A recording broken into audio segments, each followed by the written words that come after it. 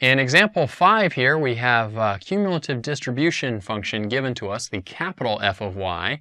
So looks like the most important ranges here are y being between 0 and 1 and y being between 1 and 2.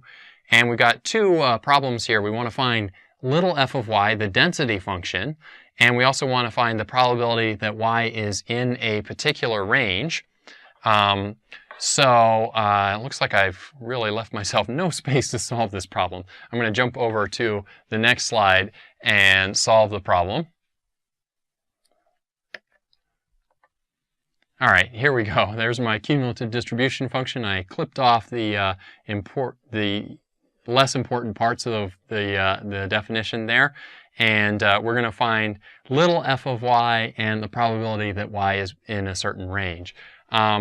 This is fairly easy relative to the earlier problems that we did, so you get a little bit of a break this time. Little f of y, whoops, what is this x doing here? We don't use x's in probability. Little f of y is equal to, remember, it's the derivative of capital F of y. So I can find this just by taking the derivative of capital F of y. So the derivative of y over 4 is 1/4. And the derivative of y squared over 4 is 2y over 4. That's just y over 2. And that's for the particular ranges, 0 less than y, less than or equal to 1, and 1 less than y, less than or equal to 2. Now, outside those ranges, capital F of y, remember, was just the constant 0 and 1. So its derivative will just be 0 for other values of little y. So if y is less than or equal to 0, little f will be 0. If y is greater than 2, little f will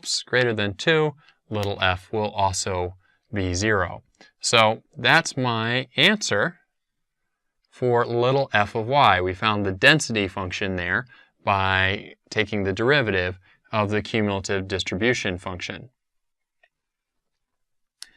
Now, to find so that was the answer to part A. Part B, we want to find the probability that capital Y is between 1/2 and 3/2. And we can do that quickly just by using the cumulative distribution function, capital F of 3/2 minus capital F of 1/2. You don't have to do any integrals here because we already have the cumulative distribution function. So let's just drop those in. Now, 3/2 is between 1 and 2, so I'm going to use the second formula there, 3/2 squared over 4. For 1/2, I use the first part of the definition. That's because 1/2 is between 0 and 1. So 1/2 over 4.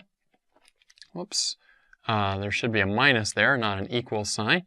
And now I just work out the fractions. That's 9/4 over 4 minus 1/2 over 4, so 1/2 over 4.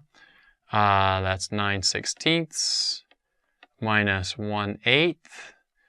Can write 1/8 as 2/16. So 9/16 minus 2/16 is 7/16. That's my answer. Didn't have to do any integrals there, and that's because the cumulative distribution function was already given to us. If it had been a density function, I would have had to do an integral to calculate that. So let me recap the steps there. We're given in this one, we're given the cumulative distribution function, and we're trying to find the density function. So we're given capital F, we're trying to find little f. So to find little f, what you just do is go and take the derivative. So we took the derivative of y over 4, that's where that 1/4 came from. Took the derivative of y squared over 4, that's where that y over 2 came from because it's 2y over 4. And then the derivatives of the constants on either end are just 0. So we get those definitions on those ranges. So that's how we find little f of y. To find probabilities, if you know the cumulative distribution function, it's just a matter of plugging the endpoints into capital F.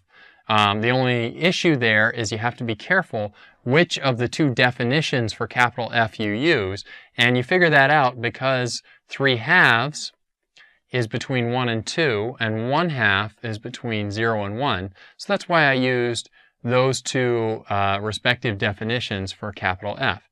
Drop the numbers in, simplify it down, get a nice fraction as my answer. So that wraps up our lecture on density functions and cumulative distribution functions. This is part of the chapter on continuous probability, which in turn is part of the probability lecture series here on Educator.com. My name is Will Murray. Thank you very much for joining us. Bye-bye.